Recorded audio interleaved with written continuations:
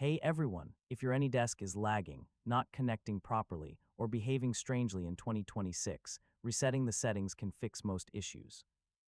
In this guide, I'll show you how to reset AnyDesk settings step by step. First, resetting AnyDesk can fix problems like connection errors, slow performance, or incorrect configurations. Yeah, it brings the app back to default behavior. To start, open AnyDesk and go to the Settings menu. This is where all configuration options are located. Now check if your version has a reset option. Yeah, some versions include a Restore Defaults or Reset Settings button. If you see the reset option, click it and confirm the action. This will immediately restore AnyDesk to default settings. If there is no reset button, you can manually reset settings. So, you need to remove configuration data from your system.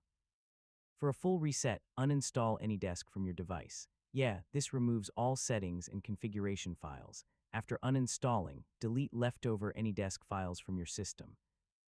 This ensures a complete reset.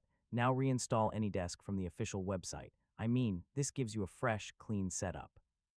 After reinstalling, you'll need to set up AnyDesk again, including security, permissions, and unattended access if needed.